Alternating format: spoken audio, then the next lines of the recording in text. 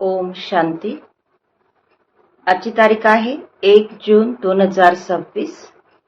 आज बाबा म्हणतात, मधुर मुलांनो, बाबांची श्रीमत आहे की या जुन्या दुनियेपासून आपले मुख फिरवा. जीवनमुक्तीकरिता तुम्ही दैवी मॅनर्स धारण करा. प्रश्न आहे, कोणते मॅनर्स म्हणजे शिष्टाचार बाबांव्यतिरिक्त इतर कोणीही शिकवू शकत नाहीत?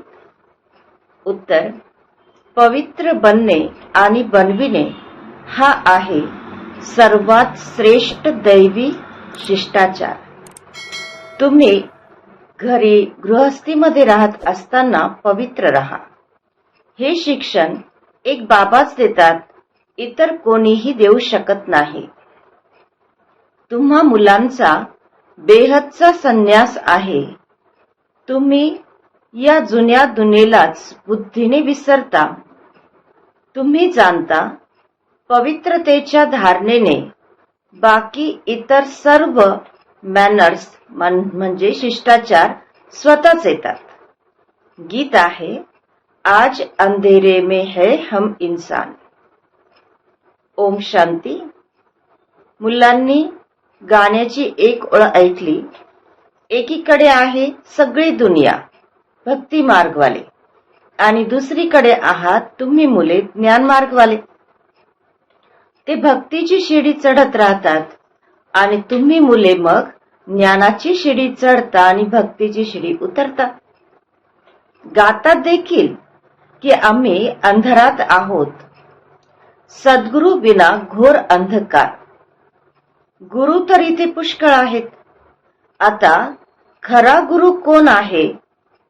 साधू, संत, महात्मा, भगत इत्यादी सर्वच साधना करतात अथवा आठवण करतात. शास्त्रे, वेद, उपनिषद इत्यादी सर्व वाचतात आणि तरी देखील म्हणतात की भगवान जेव्हा येतील तेव्हाच आपली सद्गती करतील. म्हणजे ह्या सर्व केल्याने वाचल्याने काही सद्गती होत नाही, तर सद्गती दात्यालाच यावे लागते आणि सद्गती करावी लागते. तर सद्गती दात्यालाच पतित पावन म्हटले जाते. आता तुम्ही मुले घोर अंधकारामध्ये नाहीयेत, तुम्ही ज्ञानाच्या प्रकाशामध्ये आला आहात. पतित पावन बाबांना जाणता आणि त्यांची आठवण देखील करता. जितका जो मुलगा आठवण करतो आणि ज्ञानाची धारणा करतो तितका त्याचा अज्ञानरूपी अंधार नष्ट होतो. बाबा म्हणतात, परमपिता परमात्म्याचे देखील गुण गायले जातात ना.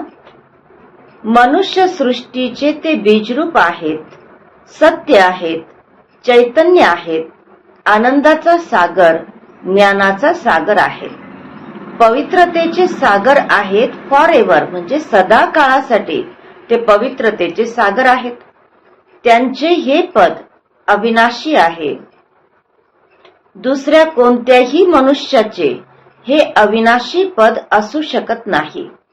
भले आता तुम्ही ज्ञानाचा सागर, पवित्रतेचा सागर बनतात, परंतु मर्यादित काळासाठी बनता ना. बाबा म्हणतात, मी अनलिमिटेड म्हणजे अमर्याद काळासाठी आहे आणि तुम्ही अनलिमिटेड बनू शकत नाही.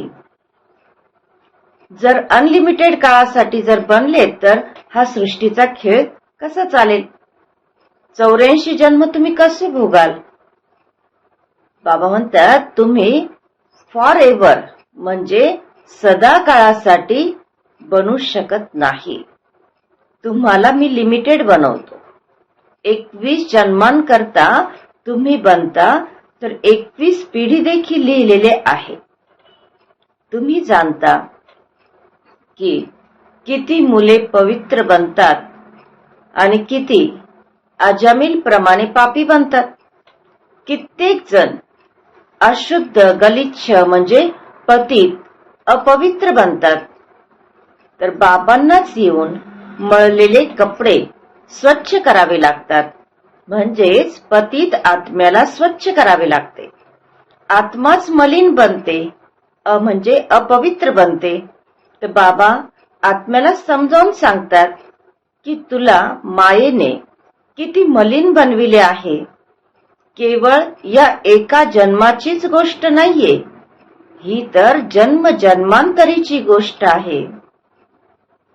ज्यामुळे तुम्हाला आत्म्याला स्वच्छ करण्याकरिता लक्ष सोप देतो. तर बाबा स्वच्छ होण्याकरता आपल्या जीवनाचं लक्ष म्हणजे लक्ष साबण देतात. बाबा म्हणतात की माझी आठवण करा तर तुमची आत्मा जी मंद झालेली आहे ती जितकी जितकी मज पित्याची आठवण कराल तितकी या योगाद्वारे जागृत होईल. बाबा म्हणतात आता या जुन्या दुनियेला विसरत जा. माझी आठवण कराल तर तुम्ही माझ्याकडे येऊन मग स्वर्गामध्ये जाल. सतयुगाच्या सुरुवातीलाच देवी देवता आहेत. जरूर पुनर्जन्म तिथूनच सुरू झाले असतील. सर्वात पहिला आहे श्रीकृष्ण. श्रीकृष्ण प्रथम पवित्र मनुष्य. त्याची महिमा जास्त आहे. लक्ष्मी नारायणाची इतकी महिमा नाहीये. कारण छोटी मुले पवित्र सतोप्रधान असतात, तर महिमा मुलांची गायली जाते. श्रीकृष्णाची खूप महिमा आहे, परंतु हे जाणत नाहीत की श्रीकृष्णपुरी कुठे आहे. वैकुंठ म्हटले देखील सतयुगाला आहे. आता बाबा म्हणतात आता तुम्ही मुले बाबांसोबत योग लावता. तुम्ही पाहता की बाबा मळलेल्या कपड्यांना म्हणजे पतित आत्म्यांना सटका मारतात. कोणी तर फाटून जातात आणि कोणी तुटतात. कोणी तर खूप मळलेले अजामिल सारखे पापी आहेत, ज्यामुळे अजिबातच धारणा होत नाही. बाबा किती चांगल्या गोष्टी समजावून सांगतात. गोड लाडक्या मुलांनो, मज अतिप्रिय पित्याची आठवण करा. बाबा म्हणतात गोड लाडक्या मुलांनो, मज अतिप्रिय पित्याची आठवण करा. मोस्ट बिलवेड म्हणजे अतिप्रिय सुखधामची आठवण करा. संन्यासी तर घरदार सोडायला सांगतात. इथे बाबा म्हणतात की तुम्हाला घरदार सोडायचे नाहीये. तुम्हाला तर या जुन्या दुनियेला सोडायचे आहे. तो आहे हदचा संन्यास. हा आहे बेहदचा संन्यास. त्या संन्याशांना देखील किती मान मिळतो. साधू समाज गव्हर्नमेंटला देखील सल्ला देतात. पुढे चालून हे संन्यासी देखील तुम्हा मातांच्या पायाशी लोळण घेतील, म्हणजे माथा टेकवतील. मातांशिवाय त्यांचा उद्धार होऊ शकत नाही, कारण तुम्ही ज्ञान देता. बाकी पायाशी लोळण घेण्याची गोष्टच नाहीये. हो, कुणी नमस्ते करेल किंवा रामराम करतात तर प्रतिसाद तर द्यायचा आहे. तर बाबा देखील म्हणतात मुलांनो नमस्ते. मी तुम्हा मुलांना माझ्यापेक्षाही श्रेष्ठ बनवतो. तुम्हाला ब्रह्मांड आणि सृष्टी दोन्हींचा मालक बनवतो आणि मी वानप्रस्थ मध्ये निघून जातो. बाबा म्हणतात जितके होऊ शकेल तुम्हाला आठवणीमध्ये राहायचे आहे. 8 तास सर्व्हिस करा. ती देखील सूट आहे.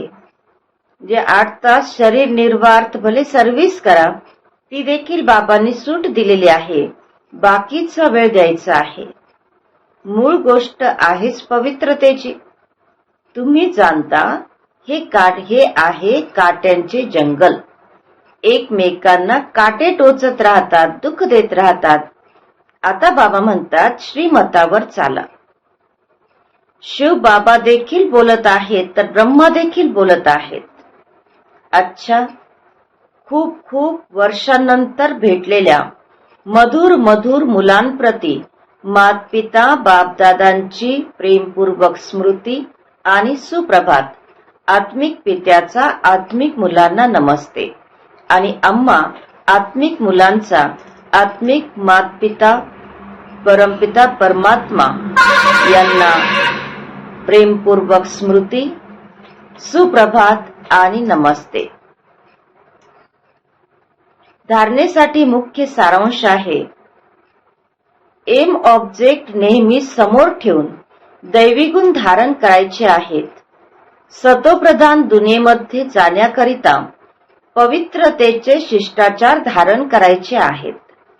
बुद्धीने बेहदचा संन्यास करायचा आहे. दुसरा पॉइंट आहे, अतिप्रिय बाबांची आणि आपल्या सुखधामची आठवण करायची आहे. या दुःखधाम मधून बुद्धीचा योग काढून टाकायचा आहे.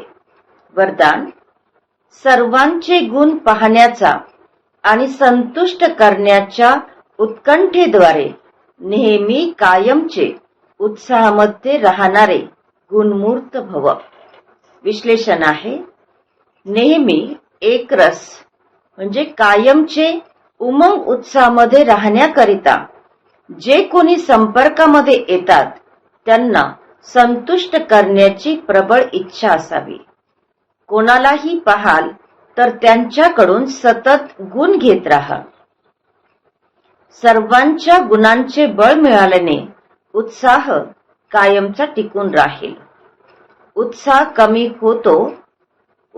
कमी तेव्हा होतो की जेव्हा इतरांची विविध रूपे, विविध गोष्टी बघता ऐकता परंतु गुणांना पाहण्याची उत्कंठा असेल तर उत्साह कायमचा टिकून राहील आणि सर्वांचे गुण पाहिल्याने स्वतः देखील गुणमूर्त बनाल.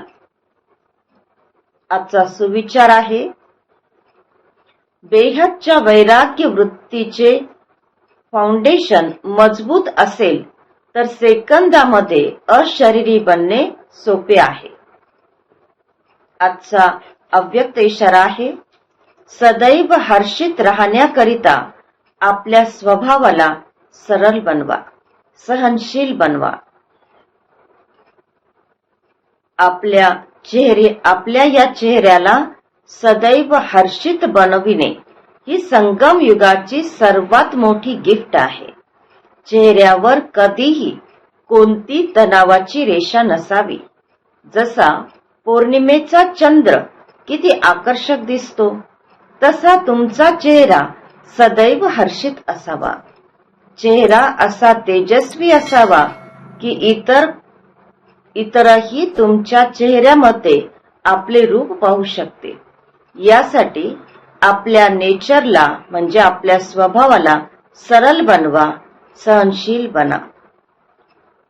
ओम शांती.